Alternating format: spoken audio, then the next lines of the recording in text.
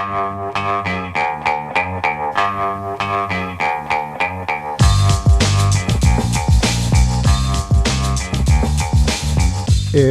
the Brian Lehrer Show on WNYC. Good morning, everyone. You've probably heard by now that President Trump is apparently being affected to some degree by the national backlash over the killing of Alex Preddy in Minneapolis. He removed and demoted Greg Bavino, who was heading immigration enforcement operations, and told the lie that Preddy was there to massacre law enforcement. And after accusing Governor Tim Walz of inciting an insurrection just a few days ago, Trump now says he and Walz seem to be on a similar wavelength. By the way, while Greg Bavino was removed after saying Preddy was there to massacre law enforcement, the administration is saying nothing about top Trump aide Stephen Miller, who would call Preddy an assassin and domestic terrorist, also ignoring the video evidence of how his killing went down. Homeland Security Secretary Kristi Noem also called Preddy a domestic terrorist. So even as the ICE operation continues in Minnesota, there are also now important political questions in Washington.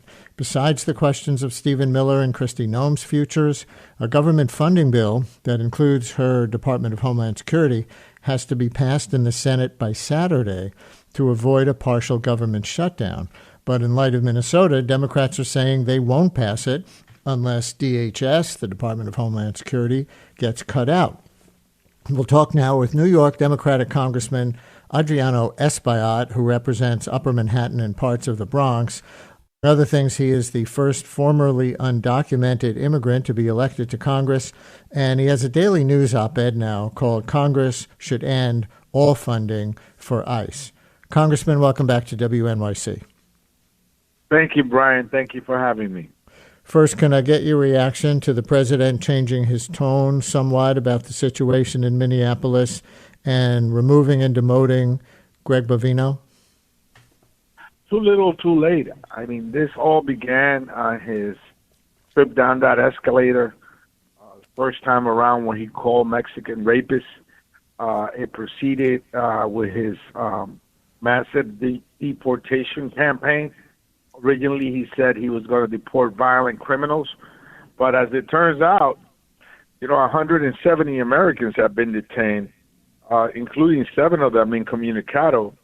During Trump 2.0, the arrest of immigrants without any criminal record has gone up 222%. And 92% of immigrants detained by ICE have no criminal record. So obviously, this is not about the undocumented only. This is about green card holder, TPS recipients, farm workers, and now, of course, American citizens, as 2 American citizens were shot and killed and murdered in Minneapolis. But you may remember, Brian, that the violence campaign began somewhat with the body slam of a sitting U.S. Senator, Senator Padilla in California, and the toxic fumes that were deployed against members of Congress in L.A. as they tried to go to one of the detention centers and exercise their oversight right. So in many ways, the CHC, the Congressional Hispanic Caucus, has led a lot of this, not just in the courtrooms, legislatively and budgetarily, but also in shaping public opinion and public sentiment. Before we get to your op-ed and the partial government shutdown possibility, would you like to see any consequences from the president, specifically for Kristi Noem or Stephen Miller, for saying the same kinds of things, blatant lies, unless they were blatantly misinformed, that Greg Bavino had said? Well, I'm already a sponsor of the impeachment proceedings for Kristi Noem, led by Congresswoman Robin Kelly from Illinois. I'm one of the original co-sponsors. I think she's unfit for her job. I think she has perpetrated practices that are violent in their very nature and has violated the law.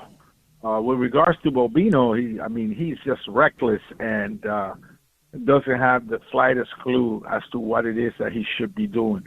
ICE should be about public safety. It shouldn't be about, semi-automatic weapons and military gear and the shooting and murder of American citizens, the assaults on thousands of immigrants with no criminal record, and the separation of families. I see that. One of your Republican colleagues in the New York delegation, Andrew Garbarino from Long Island, who chairs the Homeland Security Committee, wants leaders of the relevant agencies to testify at an oversight hearing, acting ICE Director Todd Lyons and others. Do you have any indication that Garbarino, who's from a potential swing district, is getting serious about the oversight that he has the power to pursue?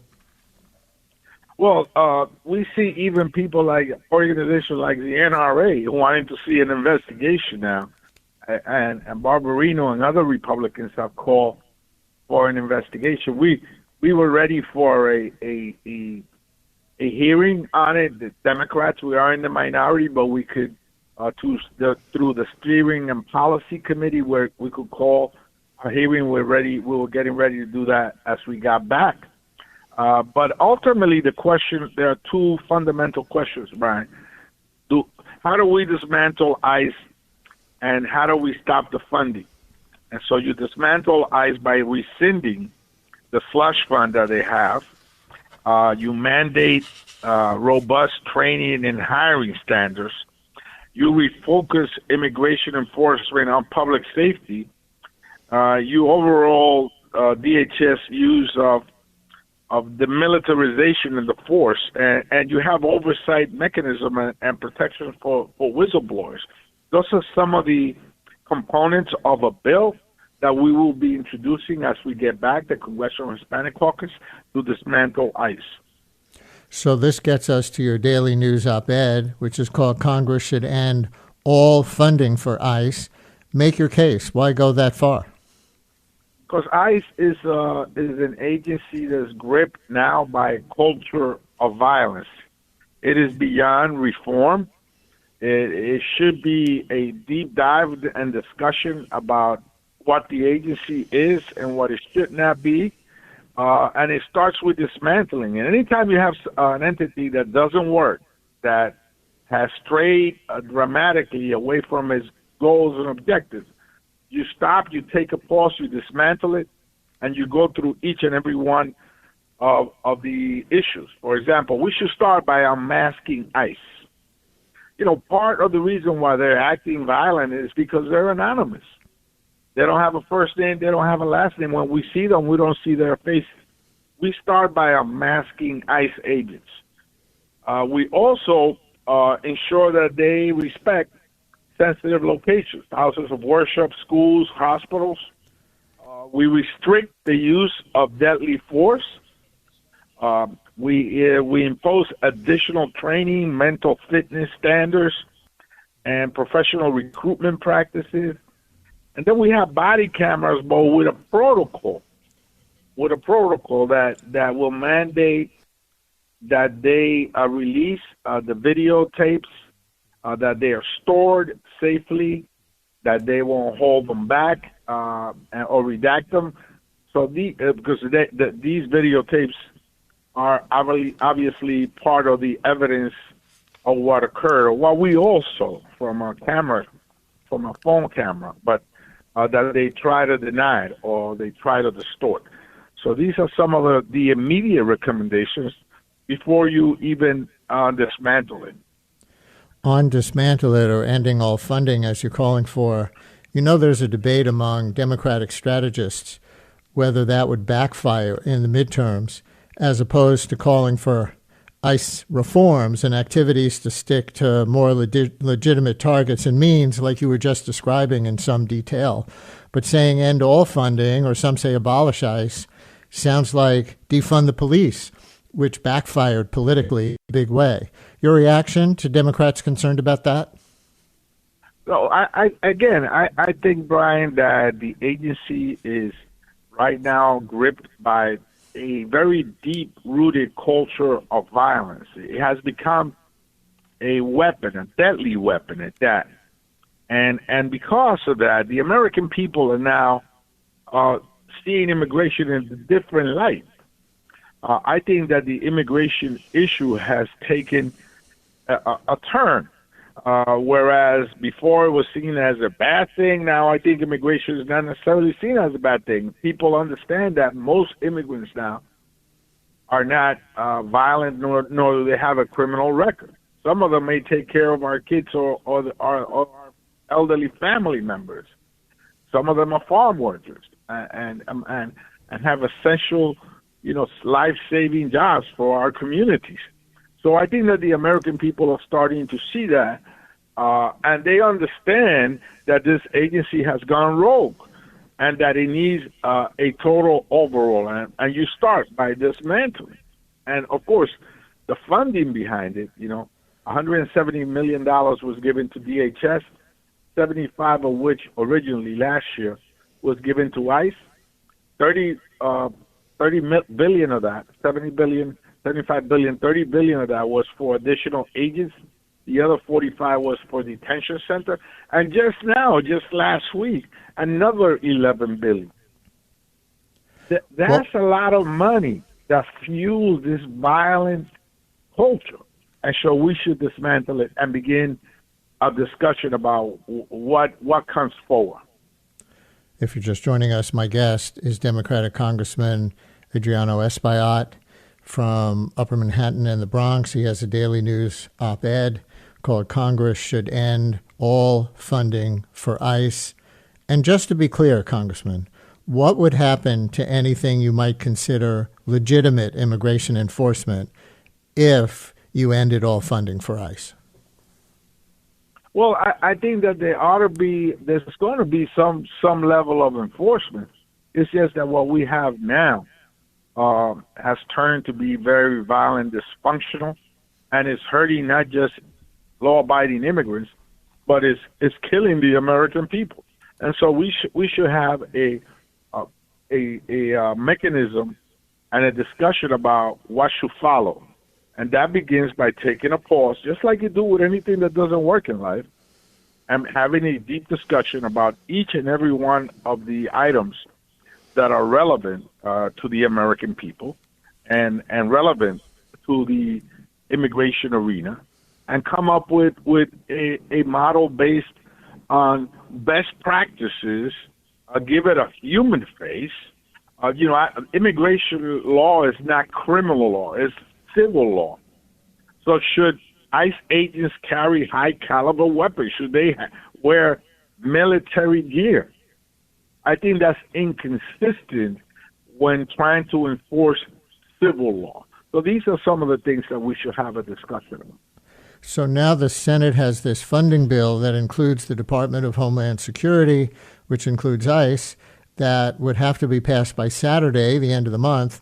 Senator Schumer has said he will oppose any funding bill that includes the Department of Homeland Security.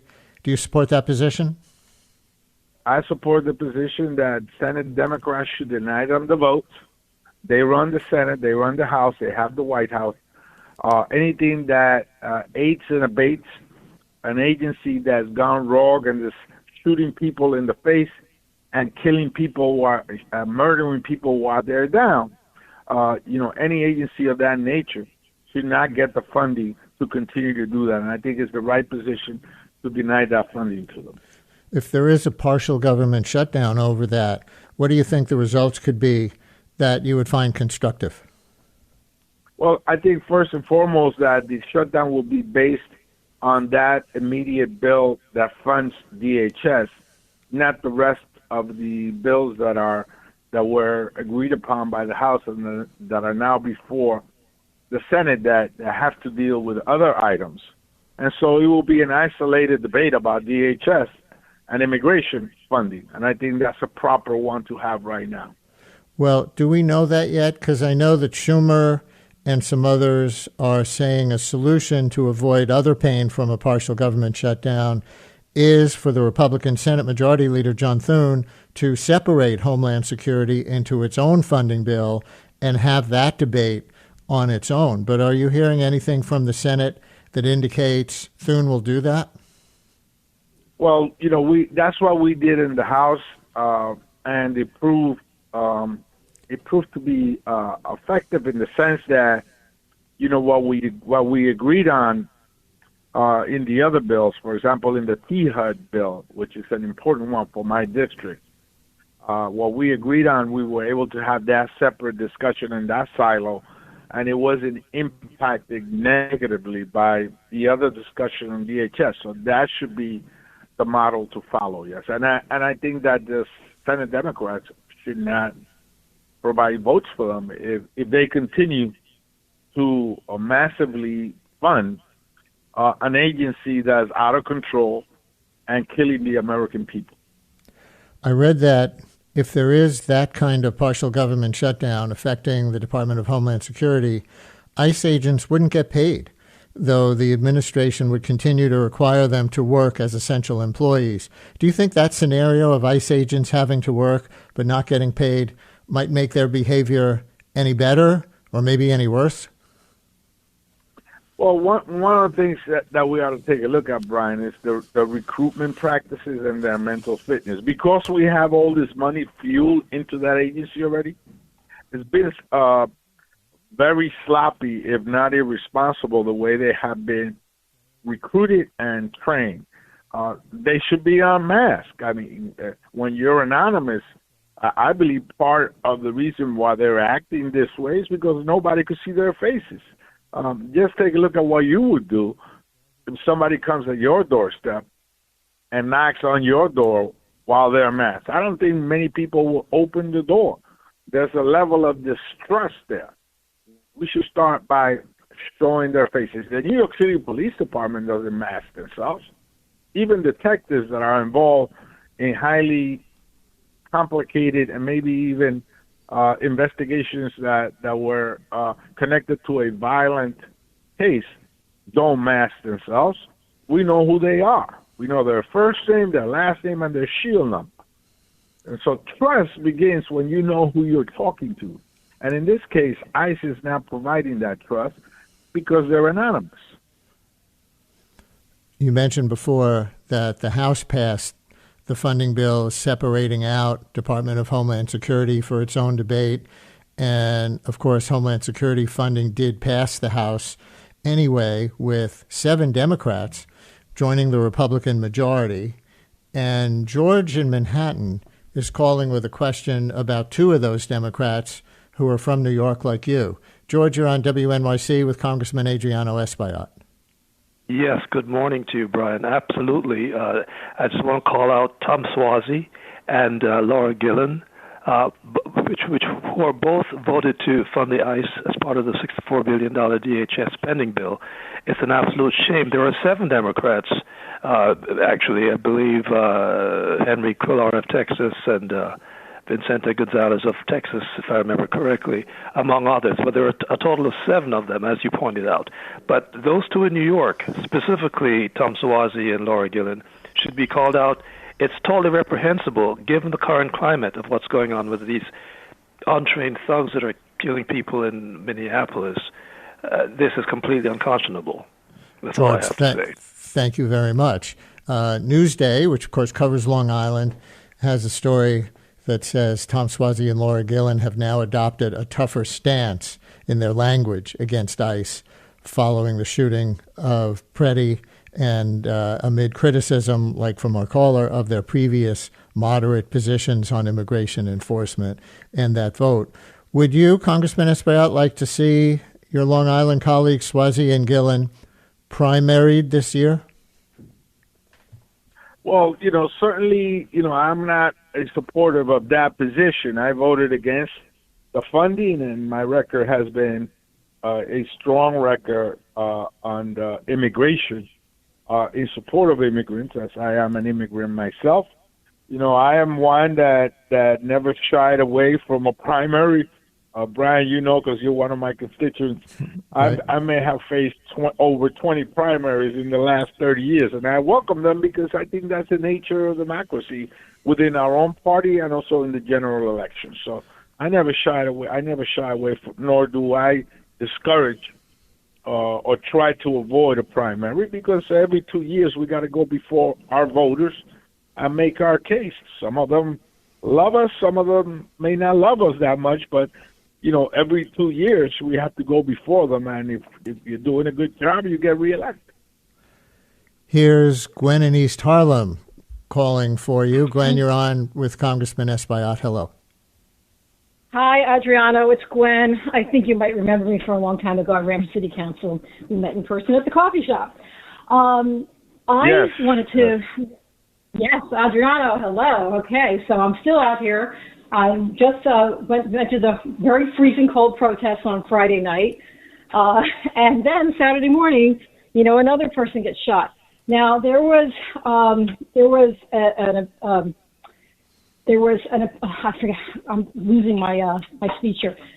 Anyway, there was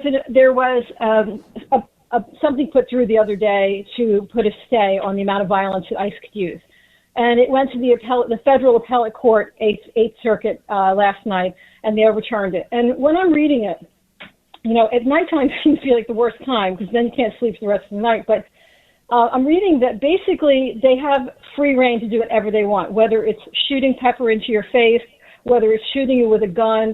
The three judges, one of them was appointed by Trump, another one was appointed by Bush, and I don't know who the last one was appointed by, but they are all Republicans. I want to say that we the public, Adriano, are seems to be way ahead of you guys in public office.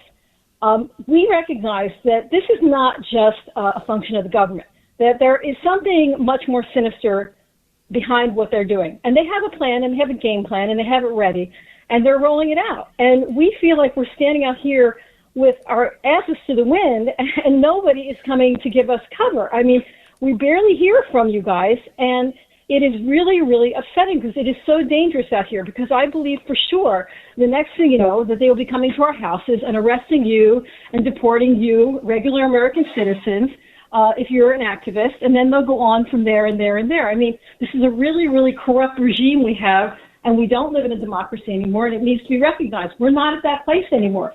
Congress needs to recognize that, and so does the Senate. And then you got to try to come up with a game plan of how we're going to recapture it. But it's very, very scary out here. And I want to say one last thing, that I noticed that, I opened something called the Sasha Riley tapes last week, which talks about pedophilia with Trump and a young man.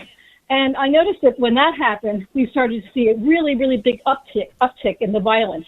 And I think that a lot of what's going on underneath the surface has very much to do with the amount of sexual pedophilia that goes on in our White House and the surrounding areas. I mean, Biggs was in this tape, and there was another guy in this tape, Jim Jordan. So, I would tell the public, take a listen to that if you haven't already. I'm surprised it doesn't hit the radio, TV, or anything, because people are calling it alleged, but it sounds very, very, sounds like the man's telling the truth. So thanks for letting me talk, and I'll wait to hear your answer. Gwen, thank you very much. Thank well, you, Congressman, Gwen. she put a lot of opinions and allegations on the table there. What would you like to respond to? Well, look, first, the Congressional Hispanic Caucus has led on this issue, not just by, remember, Alex Padilla gets body slammed in California. 5 of our members get toxic fumes and pepper spray thrown at them for the first time in California. It is our communities that are disproportionately being arrested and detained. I was in Minnesota and Chicago, and what I saw in Minnesota is that most of the Somalian community, as was said by Mayor Fry last night, are U.S. citizens already. And so when they went there to get Somalians, and they found out they were, for the most part, U.S. citizens, they're now the vast majority of people that are being arrested there are Latino men. There's no question that the Latino community has taken the brunt of this. And the Congressional Hispanic Caucus has gone to court. We took them to court. I was a plaintiff in getting access to the detention center. We were able to beat them in court with regards to the IRS giving confidential taxpayer information to ICE. We got the airlines to stop selling confidential passenger information to those law enforcement agencies. So we're in the courtroom. We're fighting legislatively. We're getting beat up and slammed. They call me an illegal immigrant. And so we're leading by example, and we're throwing the first punch. And I think that we're showing the Democratic Party how to fight on this issue.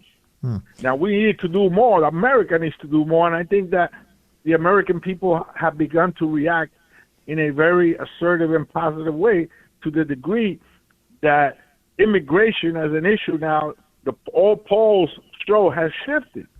And even Trump is I think, backing up. I think too late.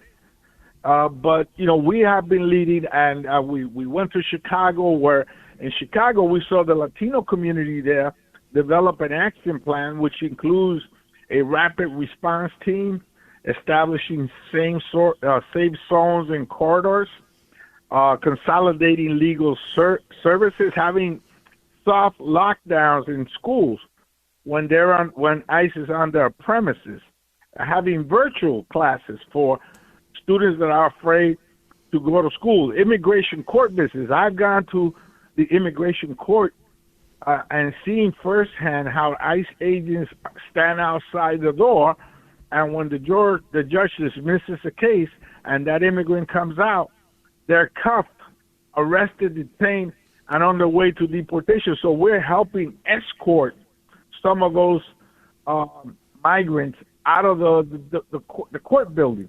So we're doing the most we can. Do you have any advice to your constituents or any others who may be vulnerable to that kind of thing, whether to keep their scheduled immigration procedure appointments, or for that matter, whether to send their kids to school or go to hospitals for health care? What's your advice to your constituents who may be afraid of just the kind of thing you've been describing?